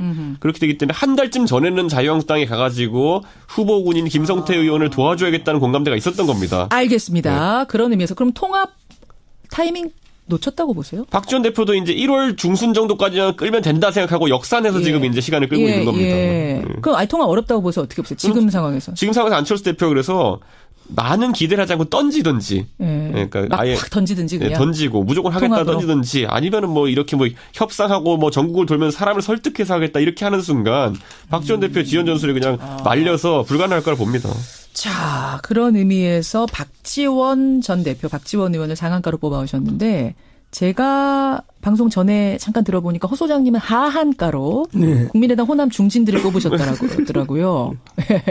하한가로. 그 말씀은 그러면 호남파가 안철수 대표의 통합을 막지 못할 거라고 보시는 거예요? 허 소장님은? 통합을 하고 안 하고의 문제에 있어서 당의 이제 이게 역할이나 위상 이런 걸 보면서 지금 사실상 이제 당은 한 지붕 두 가족이지 않습니까? 거의 그 상태. 그런데 안철수 대표도 당을 깨고 나가지는 못해요. 먼저 깨고. 왜냐하면 그러면 자기 혼자 나가게 되는 거거든요. 일부 의원 데리고 가지만 자기가 박차고 나가게 되면은 비례대표들이 따라올 수가 없죠. 그러면 통합의 의미도 없고 통합을 해서 주도권을 행사할 수도 없는 겁니다. 그다음에 이제 그렇다고 해서 박지원 원내대표 전 대표를 중심으로 하는 호남 중진들도 당을 먼저 깨고 나가기는 어렵죠. 20석 이상이 확인돼야만 깨고 나갈 수 있는데 이제 그런 것도 아니지 않습니까? 그러니까 이제 방금 지연 전술이라고 했는데 시간 끌기. 뭐 그런 분석이 저는 타당하다고 봅니다. 그럼에도 불구하고 이 지연 전술이 뭔가 명분이 있어야 되거든요. 지연을 하려면 또는 그다음에 국민의당의 지지율을 올리기 위한 무슨 대안이 있어야 되거든요. 그런데 그런 지지율을 올리기 위한 대안이나 명분은 별로 없습니다. 그러니까 결국은 이렇게 계속 내부 싸움만 하면서 시간 끌기를 하는 데에서 호남 중진들의 모습이 기득권 지키기가 아닌가. 왜냐하면 이런 모습을 우리는 과거에 더불어민주당을 깨고 나갈 때도 똑같이 반복해서 보여줬거든요. 그러니까 이런 모습들이 반복되는 걸 보면서 도대체 그러면 이분들이 내세우는 정치를 하는 이유는 뭐고 목적은 무엇인가. 그런 명분은 무엇인가 이렇게 봤을 때 뭐 이렇게 국민적으로 대중적으로 확 와닿는 설득력이 없는 거죠. 그런 의미에서 하한가. 그렇죠. 그렇게 되면 정치라는 게 커다란 명분과 대중적 호소력으로 하는 건데 그것 없이 오로지 나의 기득권이나 나의 정치 생명 유지나 이런 걸로만 비춰진다는 거죠. 그랬을 때 호남 중진들은 정치 구단이 돼서 자기의 정치적 이익은 잘 지킬지 모르지만 국민적으로 크게 박수받는 모습도 아니다는 거죠. 그러니까 어쨌든 안철수 대표를 견제하는 건 유능하게 잘 하고 있어요. 그런 면에서 보면 호남 중진들은 정치 구단이고 안철수 대표는 정치 구급의 모습을 보여주는 게 맞습니다. 그게 지난번에 목표에서 마라톤 대회가 있었죠. 김대중 대통령의 정신을 계승하기 위한 제1회 마라톤 대회. 맞아요. 제1회 마라톤 대회에서 보여준 건 뭔가 김대중 대통령의 정신은 온데간 데 없고 당권 다툼을 하고 있고 권력 다툼, 계란이 날아다니고 이런 모습. 내가 맞아서 다행이다 또 이 얘기가 화제가 됐어요. 그건 이제 정치 구단의 모습이죠. 그거는 여유 있게 닦아내는 모습. 그게 정치 구단의 모습인 거예요? 뭐 당했지만 웃을 수 있는 사람. 그런데 옆에서 그런 모습이 연출됐을 때 오히려 그 모습에 대해서 그 자리에서 이런 모습은 옳지 않다라고 질타를 해야 되는 게 안철수 대표의 또 모습인데 뭐 안철수 대표 아무 일도 없었다는 듯 내하고는 무관한 듯 그냥 달리기만 했어요. 그 다음 날 이제 말을 하긴 했습니다. 다음 날만. 그 타이밍을 놓치는 거죠. 타이밍을 놓쳤다. 그 자리에서 그렇게 말했으면 오히려 이 모습의 수혜자가 자기가 될 텐데 정말 이해할 수 없는 그런 정치적 순발력의 부족 같은 것도 보인단 말이죠. 이게 그러니까 이렇게 계속 싸우는 모습만 보이고 어느 쪽도 뚜렷한 명분은 없고 국민적 느낌 공감은 없는 이런 상황이니까 결국 호남 중진들도 이번에는 한가를 줄 수밖에 없는 상황입니다. 저는 근데 이제 시대 조류라는 게 있잖아요. 보면은 예. 어쨌든 삼김 시대라고 우리가 얘기하지 않습니까? 그렇죠. 김영삼, 김대중 대통령이 대통령하고 JP도 이제 총리하고 나서 이제 자연스럽게 국민들이 그들의 퇴장을 이제 생각한 것처럼 예. 이제 보면 지금 자유한국당에서 지금 이제 소위 말하는 영남을 기반으로 한 중진들이 지금 수사받고 이렇게 하고 있지 않습니까? 예, 예. 그들의 퇴장이 사실상 이제 시간 문제인 상황 속에서 그럼 호남을 기반으로 한 어쨌든 중진 의원들에 대해 가지고 국민 감정이 어떻게 될지는 아까 허 소장님 말씀하신 것처럼 결국 자연스럽게 이제 시대가 이제 그분들의 역할이 축소될 것이다라는 생각을 하게 되기 때문에 이번에 결국 국민의당에 계신 지금 뭐 물론 박지원 의원 같은 분도 그렇고 중진분들 같은 경우에는 그 조류에 대한 저항도 어느 정도 있는 것 같습니다. 보면은 예, 지금 더 이상 이제 지역구 또는 이제 박지원 대표도 이제 계속 얘기하는 게 국민당에서 DJ 정신 살리겠다라고 예, 얘기하는데 예. 사실 어떤 이론도 20년, 30년 지속되는 이론은 없습니다. 그런데 DJ 대통령께서 대통령 하신 지 20년 됐거든요, 이제. 예. 근데 그 상황에서 그걸 붙들고 지금 젊은 세대에게 어필하기는 쉽지가 않습니다. 젊은 세대들에게. 예. 알겠습니다. 그런 것도 깔려 있을 수 있다는 분석. 이렇게 되면 이준석 위원장의 하한가로 자연히 가게 되는데 예. 하한가 누구 골라오셨어요? 저는 이번에 자유한국당 원내대표 경선을 골랐습니다. 자유한국당 원내대표 경선 오늘 치러지는 이 얘기 안 할 수가 없죠. 네. 지금 여러분 후보를 다 알고는 계세요. 청취자 여러분. 일단 관심이 너무 저는 166석의 제1야당 원내대표 경선하는데 이렇게 분위기 안 사는 거죠. 처음 봤어요. 저는 왜냐하면 이번에 사실 후보 116석. 네, 후보 나온 분들 사실 보면요. 네. 그 친박을 대표해서 홍문정 의원 그리고 중간지대를 대표해가지고 한선교 의원 그리고 이제 뭐라고 해야 될까요? 그 홍준표계 더하기 김무성계를 대표해가지고 이제 김성태 의원 이렇게 그렇죠. 있는데요. 사실 이분들이 이렇게 표현한 거였지만 러닝메이트 구하는 것도 참 힘들었습니다. 구하기는 구했나요, 다? 네, 다 구하긴 구했습니다. 그래가지고 가장 특이했던 거는 이제 김성태 의원 같은 경우 같은 수도권에 있는 친박계 의원인 함진규 의원은 이제 러닝메이트를 정하는 등 의원. 각자 이제 개파색을 좀 옅게 하려고 하는 노력들을 많이 했는데 저는 뭐 이렇게 표현할 수 있는 게 뭐냐면은 선거 결과는 이미 보인다. 뭐냐면 첫 번째 이제 1차 투표해가지고 이제 과반 없으면 결선 가거든요. 근데 1차 투표에서 김성태 의원이 과반을 획득할 경우 될 수 있겠지만은 그렇지 못한 경우 누가 올라와도 한성교 의원이 된다. 한성교 올라오기보다는. 잠깐만요. 아직 투표 안 했는데 이렇게 말씀하셔도 되는지 모르겠지만 예측은 결선 투표 가면 한성교 의원이 될 거다? 그렇죠. 왜 그렇게 보세요? 왜냐하면 지금 이제 극명하게 예를 들어 김성태 의원과 홍문종 의원의 표는 호환성이 없습니다. 김성태 찍었던 사람이 갑자기 결선 가서 홍문종 찍을 사람 없고요. 네, 홍문종 찍은 사람이 갑자기 김성태 찍을 리는 없습니다. 그러면 여기서 이제 한성규 이제 의원이 왔다 갔다 할 수 있는 과반 저지하고 2등으로만 올라갈 수 있으면은 올라가면은 상대편 떨어진 사람 표를 싹 받습니다. 그래요, 허 소장님 어떻게 예측하세요? 예, 이런 예측이 뭐 충분히 가능하다고는 봅니다. 그러나 이제 이렇게 이제 1차전에서 가반 득표하기 참 쉽지 않죠. 팽팽한 구도니까. 그러나 이제 우리가 크게 보면은 홍준표라는 당권이 있지 않습니까? 당 대표입니다. 근데 이제 물론 그분의 뭐 이런 개인적인 그것 때문에 싫어하는 분들도 당내에서도 많이 계시지만 그러나 이제 어차피 살아야 될 거 아닙니까? 근데 살아야 되는데 지금 두 가지 방식의 생존을 추구하는 거죠. 친박 계신 분들은 어쨌든 우리가 원내대표를 먹어서 우리가 우리 정치적인 활로를 개척해보자는 거고 강한 친박 그 의식이 아닌 분들은 어쨌든 당이 살아야 우리가 살 수 있다. 그럼 당이 살려면 어떻게 할 것인가? 그럼 지도부가 단합하고 대여 투쟁을 잘해줘야 된다. 그럼 어차피 홍준표가 지금 당 대표면은 홍준표와 맞추어서 갈 수 있는 원내대표 권력이 필요하다. 그래서 판단을 할 것이다. 같이 힘을 합쳐서 대여 투쟁을 해줄 원내대표를 필요로 하다. 그래서 김성태 의원이 지금 일단은 제일 그렇죠. 유리하다는 저는 유리하다고 봅니다. 그래서 그게 이제 과반으로 바로 나타나 버리면은 정리가 되는데 만약에 이제 결선을 가게 되면 이건 누구도 예측할 수 있는 거죠. 결선에 오늘 가느냐 안 가느냐 여기를 지켜보는 게 핵심 포인트고 그렇습니다. 그런데 이제 여기서 이제 영향 끼칠 수 있는 변수가 뭐냐면요. 지금 사실 김성태 의원을 뽑는다 해가지고 김성태를 뽑는 게 아닙니다. 사실은 김무성 대표를 뽑는 거거든요. 김성태 의원을 뽑는 건 김무성 대표에게 힘이 실리는 거다. 그렇죠. 실제로 이제 원내대표의 권한이라는 게 뭐냐면은 이제 후반기 국회를 앞두고 상임위 배정이나 아니면은 그렇죠. 뭐 이런 상임위원장 배정 등을 이제 담당하게 되기 때문에 그쪽으로 힘이 확 쏠립니다. 아무리 대표와 원내대표 체계가 양립한다 하더라도 그 상황 속에서 김무성 대표 아까 제가 잠깐 언급했지만은 12월 지금 이 원내대표 선거를 앞두고 11월 초에 무슨 일이 있어도 보수 대통합해야 된다라고 했던 이유가 뭡니까 보면은 결국 가가지고 김성태 의원을 원내대표 만드는 데 있어가지고 고양이 손이라 도와야 되니까 10표라도 더 던져야 된다라는 생각 때문에 급하게 간 거 아니겠습니까? 그렇죠. 그렇게 따져본다면은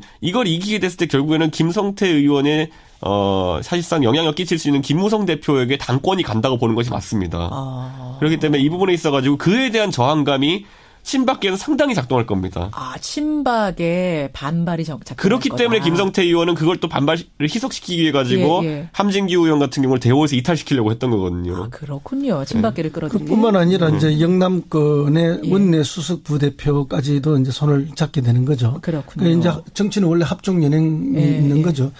그렇기 때문에 이제 합종 연행을 김성태 의원 측에서 아주 지혜롭게 지금 잘 하고 있습니다. 그런 면이 이제 왜 어떻게 표를 모을지를 지금 아는 거죠.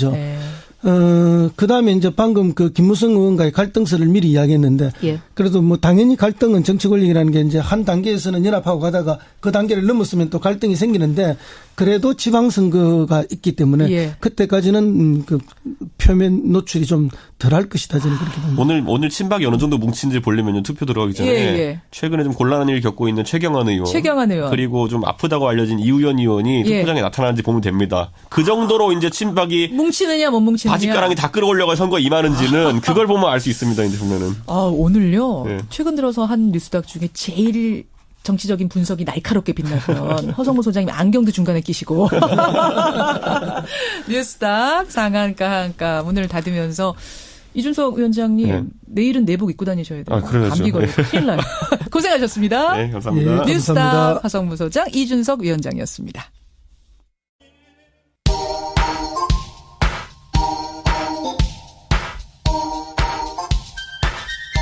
김현정의 뉴스쇼 CBS 라디오와 함께하고 계십니다.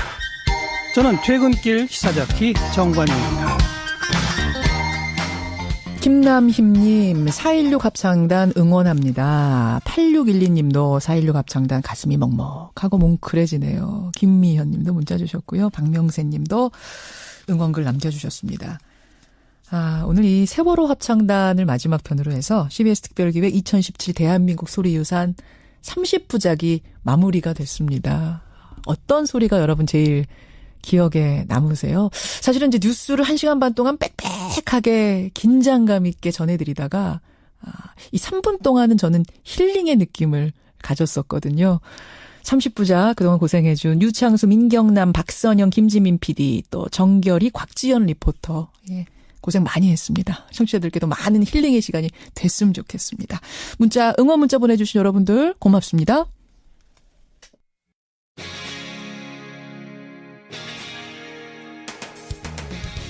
여러분께서는 지금 CBS 라디오 김현정의 뉴스쇼를 함께하고 계십니다. 여러분 제가 지금부터 드리는 말씀이 무슨 뜻인지 한번 해석을 해보세요. 오늘 날씨 싫어하냐? 에바 참치 춥다. 핫팩 붙여야 할 각? 빼박 캔트. 인정? 인정. 동의? 보감. 여러분 얼마나 알아들으셨어요? 이게 일명 급식체라고 불리는 말투랍니다. 학교에서 이제 급식을 먹는 10대 청소년들 사이에 유행하는 말이다 해서 급식체라고 불리는 건데요. 이 급식체를 모르면 대화가 안 될 정도로 지금 청소년들이 많이 쓰는 말투랍니다. 대체 급식체, 이 정체가 뭔지 좀 알아보고요. 또 이런 언어의 유행을 우리가 어떻게 봐야 하는지도 짚어보죠. 오늘 화제 인터뷰 서울대학교 국어국문학과 박진호 교수 연결해 보겠습니다. 박 교수님 안녕하세요. 예, 안녕하십니까.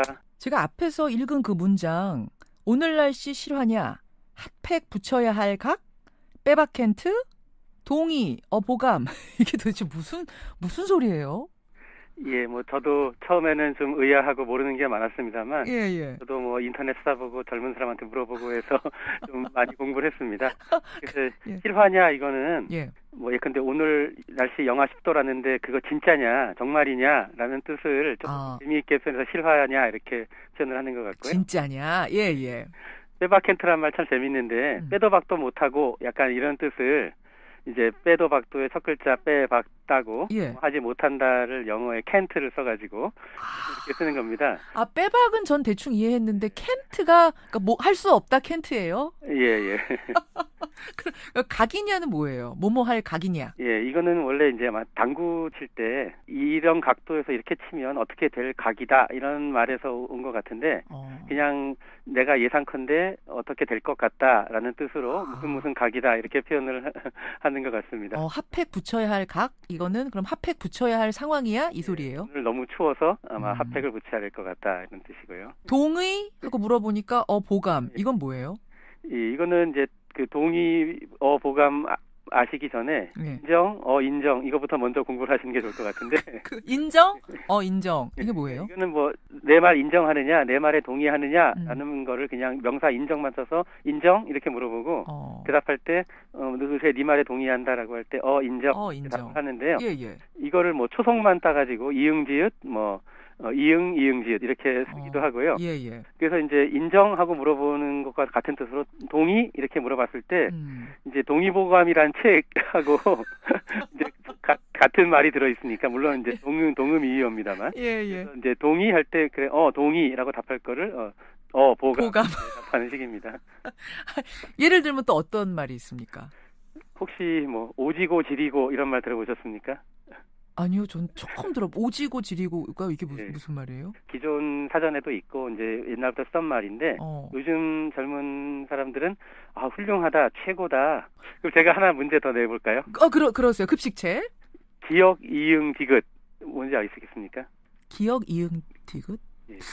예, 이런 거는 이제 초성체라고 해서 예. 요즘 또 젊은 사람들이 어떤 말 앞에 강조하는 뜻으로 개라는 말을 많이 붙이는데요. 많이 붙이죠. 예, 그래서 예컨대 뭐 이 쇼핑몰에서 사는 것보다 저쪽 쇼핑몰에서 사는 게 개이득이다 이런 말을 많이 쓰는데 개이득을 이제 초성만 따서 기역, 이응, 디귿 이렇게 많이 하는데 그래서 이런 초성체도 요즘 유행인데 넓은 의미의 그 급식체에 포함될 수 있을 것 같고요.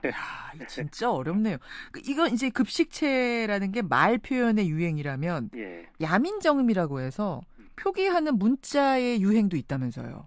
이게 또 이제 좀 재밌습니다. 이제 명칭에 왜 야민정음이냐면 DC 인사이드라는 그 사이트 안에 여러 가지 갤러리가 있는데 특히 이제 야구 동호인들이 모이는 야구 갤러리에서 아마 이런 풍습이 처음 시작된 모양입니다. 거기서부터 시작된 말투. 그래서 이제 야구 갤러리의 야자를 따라 야민정음이라고 하는데요. 예를 들면 어떤 게 야민정음이에요? 이것도 제가 한번 퀴즈 형식으로 한번 내볼게요. 퀴즈 오늘 참 많이 내시는데 땀나네요. 댕댕이가 뭔지 아시겠습니까? 땡땡이 그런 거예요? 땡땡이? 그 아니고 이제 멍멍이, 개, 강아지를 뜻하는 말인데요.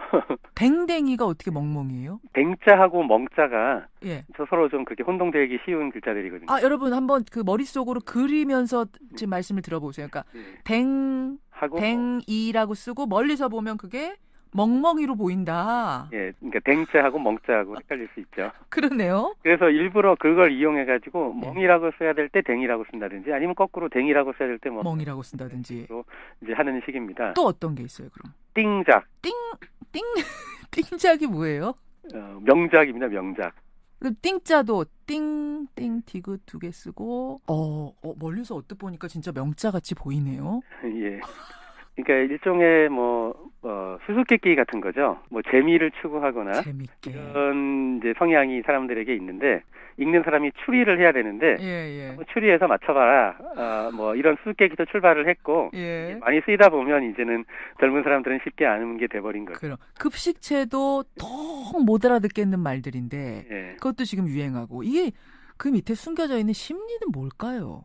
앵커 게스트도 그랬고 저도 그래서 마찬가지입니다만 어렸을 때 청소년 시절 젊었을 때는 기성세대는 우리랑 생각이 달라서 말이 잘 안 통한다. 그렇죠. 그런 생각이 많고 젊은 사람들끼리 소통하고 싶어하는 욕구가 많고요. 그렇죠. 그리고 젊은 사람들끼리 하는 말을 오히려 또 기성세대는 못 알아들었으면 좋겠다. 우리끼리만 알아듣는 뭔가 은어라든지 젊은이들만의 표현을 만들어내는 성향이 예나 지금이나 많이 있는데 이런 현상이 더 강화되지 않았나 이렇게 생각이 됩니다. 하기는 저 학교 다닐 때 생각해봐도 8, 90년대에도 왔다, 당근이다, 열라 이런 말 썼어요.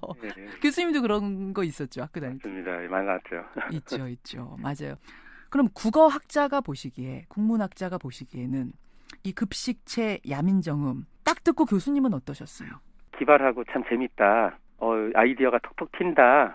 라고 해서 아주 껄껄 웃고 이렇게 생각을 했습니다.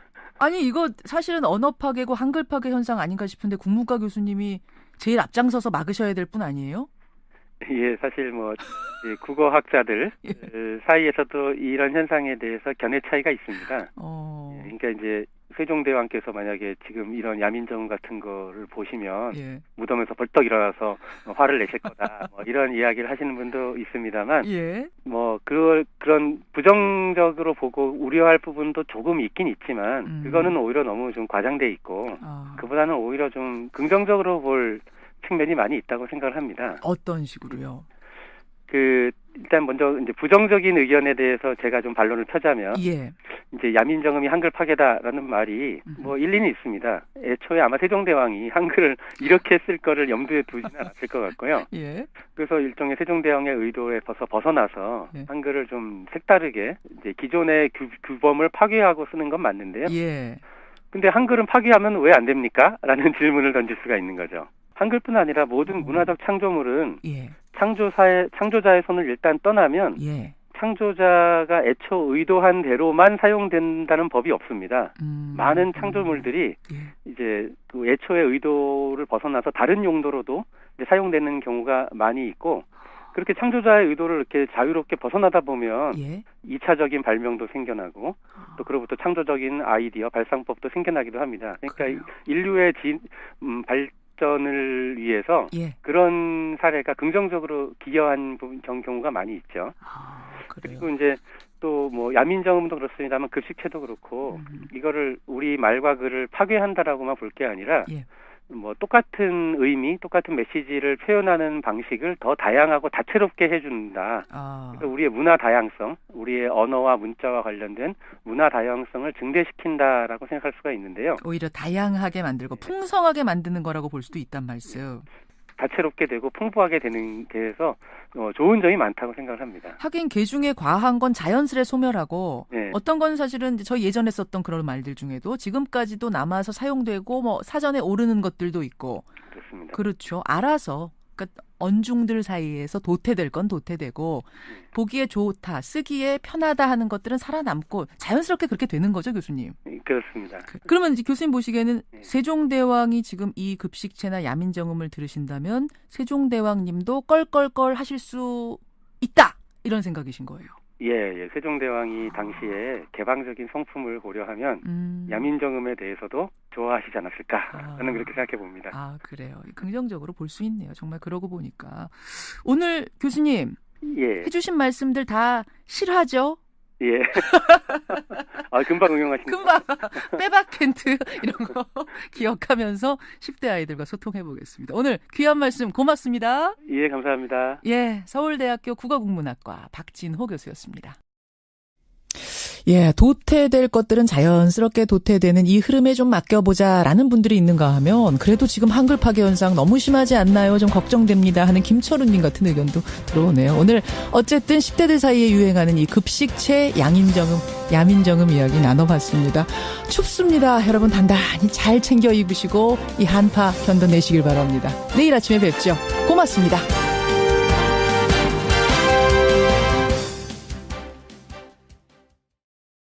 합이 됐으면 좋겠다라고 이용주 의원은 말씀을 하셨지만 숙려기간 4주라고 아까 하셨거든요. 4주 동안 어떻게 될지 지켜봐야겠습니다.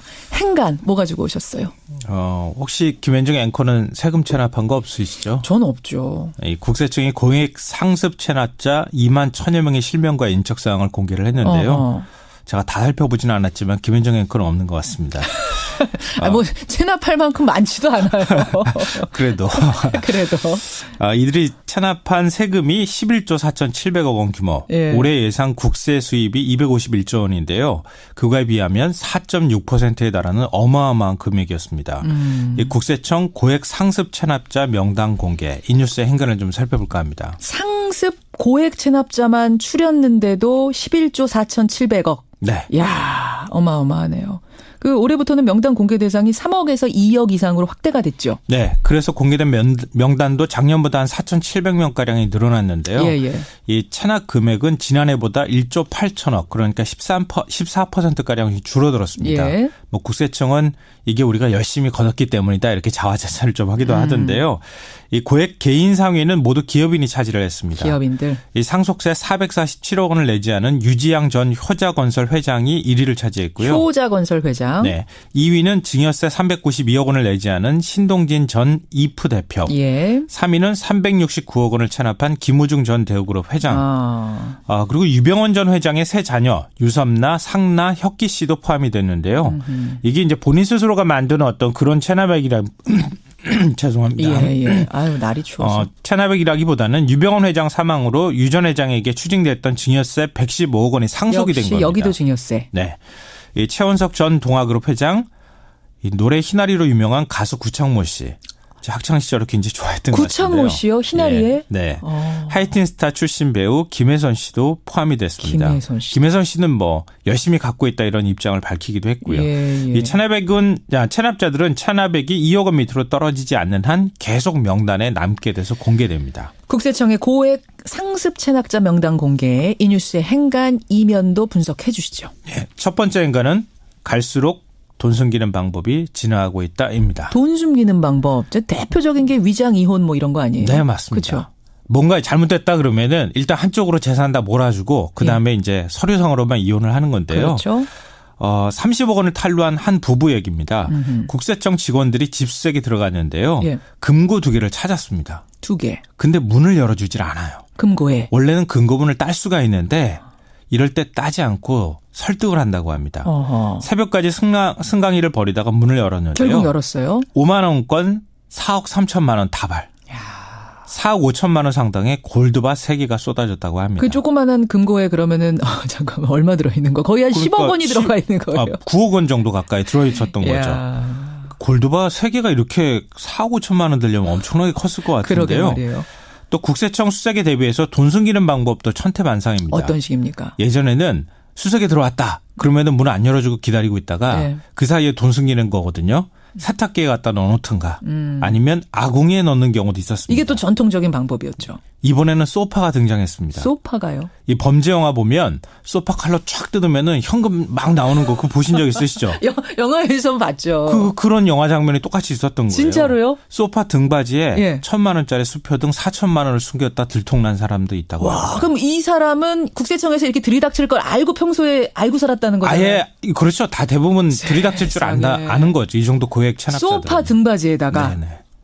참 대단하네요. 쫓기는 자와 쫓는 자. 정말 그야말로 세금 전쟁입니다. 두 번째 행간은요? 두 번째 행간은 숨기는 게 더 쉽다는 인식이 팽배하다입니다. 그래요? 이 국세청 명단을 보면은요. 이 국세청이 뭐 공개를 하는 것도 중요하지만 더 그 이전에 잘 걷는 게 중요하지 않겠습니까? 그렇죠. 근데 국감에서 공개된 자료나 이런 것들 보면 고액 상습 체납자에 대한 징수율이 1.2%에 불과합니다. 1.2%? 네. 그러니까 이걸 뒤집어서 해서 김현정의 뉴스 쇼.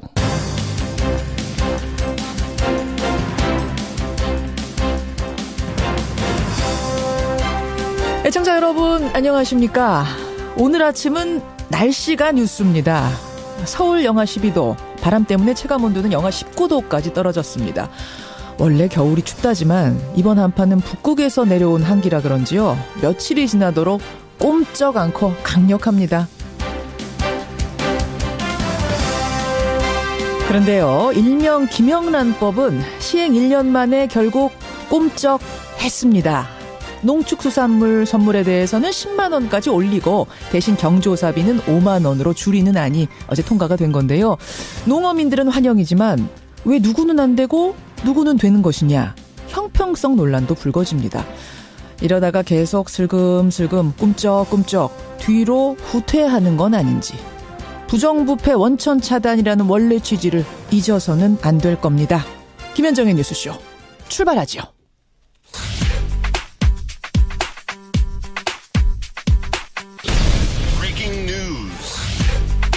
김현정의 뉴스쇼가 주목한 오늘의 포인트, 김정훈 기자 나와 있습니다. 어서 오세요, 김 기자. 네. 오늘 첫 번째 포인트 뭐부터 볼까요? 네, 한국당의 3파전입니다. 정치권 오늘 자유한국당 원내대표 경선으로 뜨거울 것 같아요. 네, 후보가 3명이죠. 김성태, 홍문종, 한선교 의원인데요. 예. 김성태 후보는 친홍준표, 홍문종 후보는 친박근혜, 또 한선교 후보는 중립지대 후보로 알려져 있거든요. 예. 이 때문에 원내대표 한 사람을 뽑는 게 아니라 자유한국당 내 각 세력의 우위를 엿볼 수가 있는 선거가 되겠습니다. 투표는 오후 4시에 합동토론회 이후에 진행이 되는데 과반 득표자가 나오지 않으면 다득표자 2사람을 대상으로 결선 투표를 진행하는 방식입니다. 결선 투표요? 네, 현재까지는 그 결과를 예측하기가 어려워 보이네요. 누가 뽑히냐에 따라서 당 안팎에 큰 변화가 있을 수가 있어요. 네, 그렇죠? 특히 당내 친박 세력의 거취 또 바른정당 복당파 의원들의 그런 역할에 변화가 있을 수가 있겠죠. 또 대여 투쟁의 수위도 달라질 것 같네요. 오늘 뉴스닥 있는 날입니다. 뉴스닥에서도 이 얘기 조금 더 다뤄보도록 하죠. 다음 포인트 갑니다. 네, 사드 역지사지입니다. 중국 국빈 방문을 앞둔 문재인 대통령 사드 문제에 대해서 역지사지 해법을 강조했더라고요. 네, 방중을 앞두고요. 중국 CCTV와 인터뷰를 했는데 사드 문제에 관해서 한국과 중국은 서로 상대방의 입장을 역지사지해야 한다. 또 시간을 두고 해결하는 지혜가 필요하다. 이렇게 밝혔거든요. 이와 관련해서 중국의 기자가 3불 원칙을 다시 물었는데요. 3불 원칙이라 하면 이제 사드를 추가 배치 않겠다. 미국의 MD 체계에 편입되지 않겠다. 한미일 군사동맹에 엮이지 않겠다. 이 세 가지를 한국이 지킬 거냐 뭐 이런 거예요. 그렇습니다. 네, 이에 대해서도 이미 입장을 밝힌 바 있다라고만 말해서 논의 확대는 선을 그었습니다. 아울러 양국 정상 간 회담 후에도 공동 성명을 채택하거나 공동 기자회견을 하지는 않기로 했는데요. 사드와 관련한 양국의 입장차가 드러날까 우려했기 때문으로 보이네요. 그래요. 내일 중국을 찾는데 문 대통령 마음이 결코 가볍진 않을 것 같아요. 정상회담을 하는데 공동성명 채택도 안 하고 공동기자회견도 안 하고 이게 사드 앙금이 완전히 가시진 않은 느낌? 그야말로 봉합이죠. 그렇죠. 마지막 포인트 봅니다. 구속시험대에 오른 전현 실세들입니다.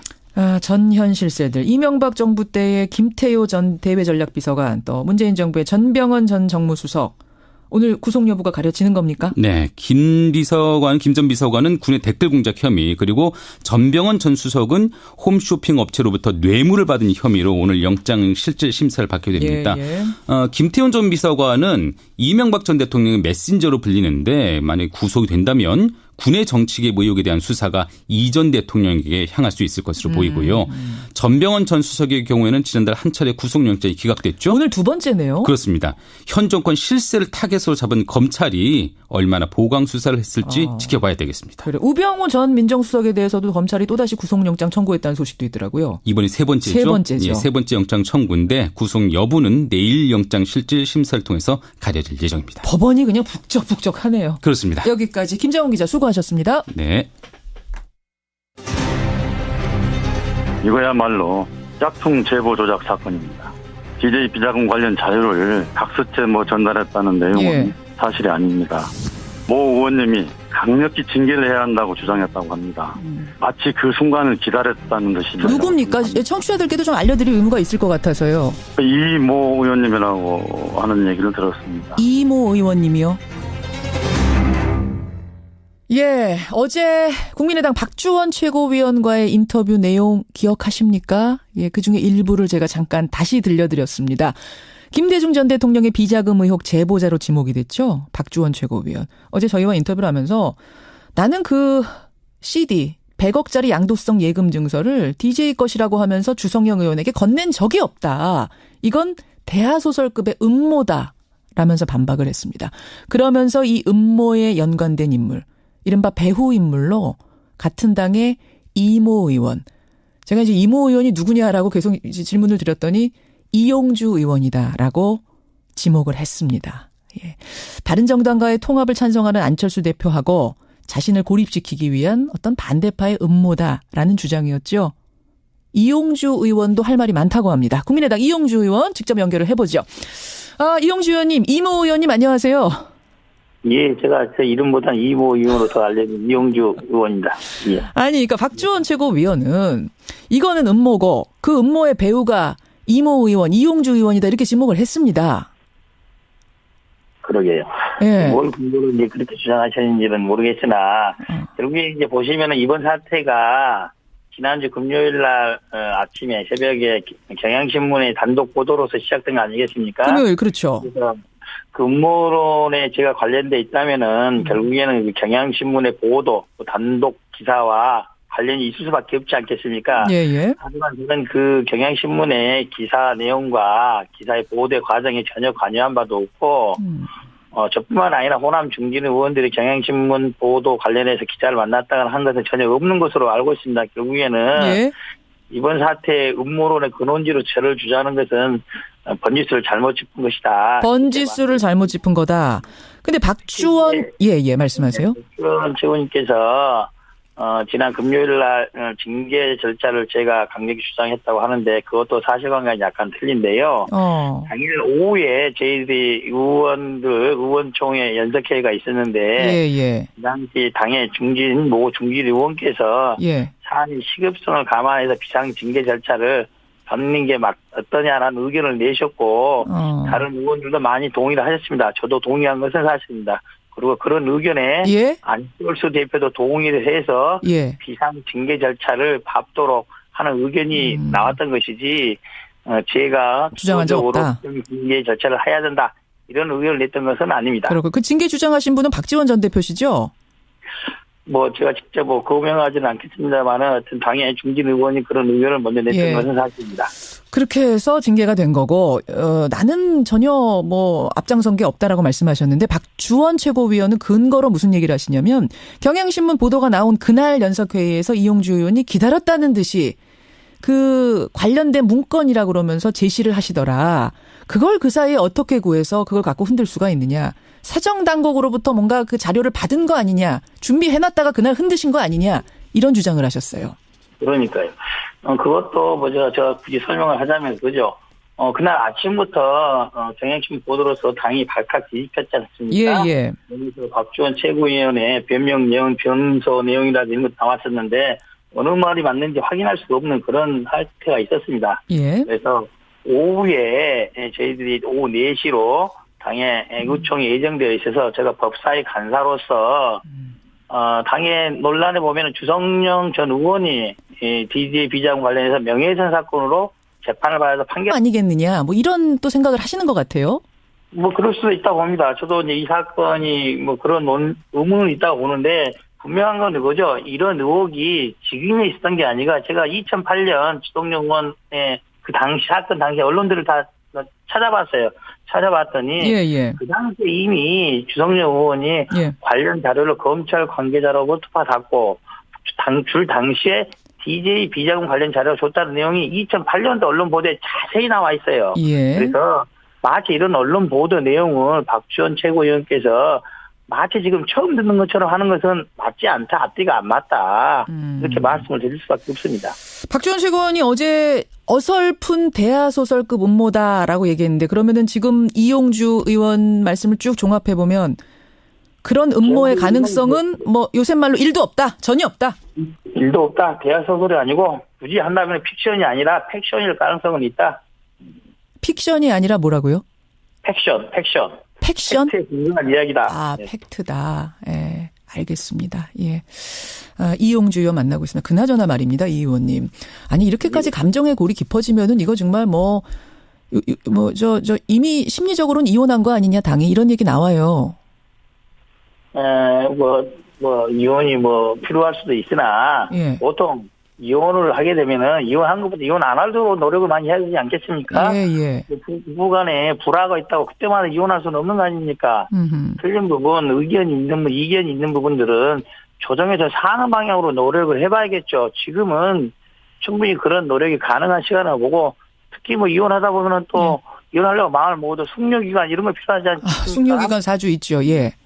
충분히 의견을 조정할 수 있을 정도의 범위 내에 들어있다. 어느 날 당내 갈등이 있을 수 있는 거 아니겠습니까? 이것을 그 범위를 넘어섰고 분당 탈당을 운운할 정도의 그런 상황은 아니라고 봅니다. 아니라고 보세요. 안철수 대표의 재신임 얘기까지 나오는 마당인데.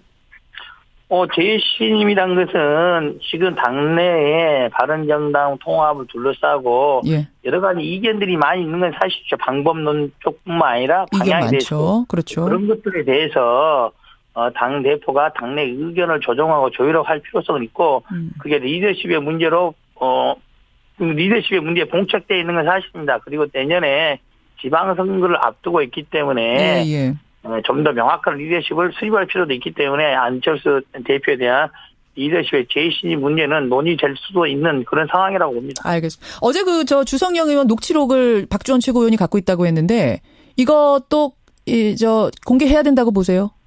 그렇습니다. 제가 보기로는 박지원 최고위원이 예. 현재와 같은 입장에 있는데 주성영 의원이 거기에 대고 입을 맞춰달라 했다 이렇게 말하는 것은 정치인으로서 신뢰라든지 명예에 심대한 훼손이 되지 않겠습니까? 이것은 상사적으로 구속될 수도 있는 큰 문제이기 때문에 주성영 전 의원도 명확한 입장을 밝혀야 될 것이고 특히 박지원 최고위원께서 녹취록 지금 공개하셔야 합니다. 지금 며칠 있다 하겠다 그러지 마시고 며칠 있다 하겠다. 왜 며칠 있다 하면 안 되나요?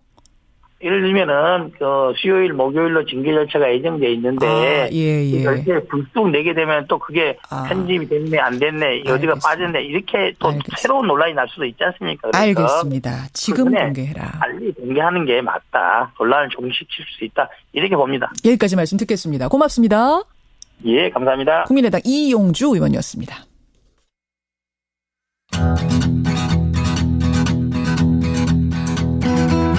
김현정의 뉴스쇼는 청취자 여러분의 참여로 이루어집니다. 트위터, 페이스북, 레인보우 게시판, 그리고 단문 50원, 장문 100원의 유료 문자 샵 1212, 우물정 1212 통해 참여하실 수 있습니다. 김현정의 뉴스쇼, 여러분과 함께 만듭니다. 김성환의 행간 시사평론가 김성환 씨 나오셨습니다. 어서 오십시오. 네, 안녕하세요. 이제 말로는 이혼 아니라고 하는데 밖에서 보기에는 심리적 이혼 한 걸로 보이지 않아요? 그렇죠. 같은 집에 살고 있는데 각방 쓰고 있는 거죠. 그러게 말입니다. 봉을 받았다는 내용이 언급되어 있지 않습니까? 그렇죠. 그래서 정식적인 절차를 거쳐서 법무부에 해당 판결문 자료를 제공해달라고 요청을 했습니다. 법무부에다가 그 당시 그 판결문 좀 주시오. 예, 그렇습니다. 그래서 오후에 의총하는 진행하는 와중에 그 판결문 절차를 판결문을 받았습니다. 그걸 받아 보니까 박지원 최고위원이 말하는 내용은 이거잖아요. 본인이 주성영 의원을 만난 것은 맞고 자료를 준 것은 맞으나 그게 김대중 대통령의 비자금 관련 자료라 하면서 준 건 아니다라고 해명하고 있는데 저희 어제 인터뷰에서는요. 아예 2006년에는 만난 적도 없다. 만난 것 자체도 부인하셨어요. 자료를 건넨 건 물론 부인이고. 어쨌든 그거는 처음에는 그렇게 이야기를 했어요. 맞아. 말이 좀 이제 바뀌었습니다만. 그래서 이제 그 내용을 보니까 주성영 의원의 해당 관련 판결문 내용을 보니까 그거는 검찰 관계자로부터 CD를 받았고 당시 검찰 관계자가 이 자료는 김대중 대통령의 비자금 의혹 관련 자료다라고 하면서 주었다는 부분이 명확히 나타나 있습니다. 판결문에 저희가 의원총회 때 그렇게 서로 다른 주장을 하고 있는데 주성영 의원의 판결에는 당시 검찰 관계자가 CD를 줄 당시에 이게 김대중 대통령 비자금 관련 자료다라고 하면서 주었다는 게 명확히 나타나 있어서. 자, 그런데 그 부분에 대해서 박지원 최고위원은 그 판결문에 제보자라고 써 있는 검찰 관계자가 나라는 걸 어떻게 알 수가 있느냐. 나는 만난 적도 없는데 그 관계없는 판결문을 가지고 와서 당장 그날 징계하자라고 하는 것이 이게 뭔가 음모 아니냐. 오히려 당 사람을 감싸면서 아니라고 같이 해줘야 될 사람들이 오히려 이쪽 편을 들고 있더라. 이건 음모다. 이렇게 주장을 하세요. 그 당일날만 하더라도 박지원 최고위원의 변명 내용은 주성영 의원을 만난 것도 맞다. 자료 준 것도 맞다. 단지 DJ 비자금 관련 자료라고 준 건 아니다. 이렇게 변명을 했었습니다. 지금 또 좀 내용이 달라졌겠지만은 그런 상태에서 저희들은 누구의 말이 맞는지를 확인하기 위해서 당시 수사 관련 자료들이 없기 때문에 그 일단이라도 확인할 수 있는 판결문을 구해서 본 거죠. 알겠습니다. 그러니까 누구나 구할 수 있는 판결문, 특히 법사위 사람이 구할 수 있는 판결문이었다. 이런 말씀이에요. 지금 청취자 문자들도 들어오고 그럽니다. 또 이제 세간에 도는 이야기도 혹시 이용주 의원 뒤에 박지원 전 대표가 계시는 거 아니냐. 그러니까 배우의 배우 소리인가요? 이런 이야기도 혹시 들으셨어요? 예를 들면 그런 거죠. 만약에 저희들이 배우라고 한다면은 다 지난주 목요일 금요일만 하더라도 저희 당이 예산 전국을 잘 처리해서 국민들로 지지가 좀 올라오고 있는 그런 상태 아니었겠습니까? 맞습니다. 그러면 이걸 터뜨려 가지고 그에 찬물을 끼얹을 필요가 있겠습니까? 앞뒤가 안 맞는 이야기죠. 굳이 찬물 끼얹을 이유가 있겠느냐? 그런데 말이죠. 사실은 지금 물론 맞습니다만 최근에 당 내에선 어떤 일이 있었냐면 바른정당과 통합을 하자는 안철수 대표 측이 있고 그건 안 된다라는 이른바 이제 호남계 의원들이 대립하고 있는 상황 아니었겠습니까? 그렇습니다. 그리고 경향신문 보도가 나온 그 다음 날 안 대표는 호남에 내려가기로 한 바로 그 순간이었거든요. 공교롭게도 타이밍이 그렇다 보니까 안 대표하고 안 대표 측근인 박 최고위원의 추락을 노린 음모다라고 음모론이 피어날 법한 정황이긴 했어요. 이용주 의원님. 결국 그것은 경향신문에서 담당 기자가 왜 그것을 그 날짜에 했는지에 대한 문제 아니겠습니까? 그것은 그쪽에 물어봐야 되는 것이지 저희들이 이게 야당이 국민의당이 경향신문 언론을 움직여서 그걸 조정을 했다라고 볼 수는 없죠. 아, 번지수 잘못 찾았다. 물어보고 싶으면 경향신문에 물어봐라 이 말씀이세요? 그렇습니다. 예, 알겠습니다. 근데 이제 박지원 최고위원은 이렇게 말씀하세요. 내가 뭐 그렇게 유명한 정치인도 아니고 나의 9년 전 의혹을 사정당국 기억실한 사람이 이제 와서 언론에 제보하고 보도가 나오는 게 이게 우연이라고 보느냐. 물론 뭐 국민의당 누군가가 직접 경향신문 기자하고 접촉은 안 했더라도 어디선가 소스가 흘러간 것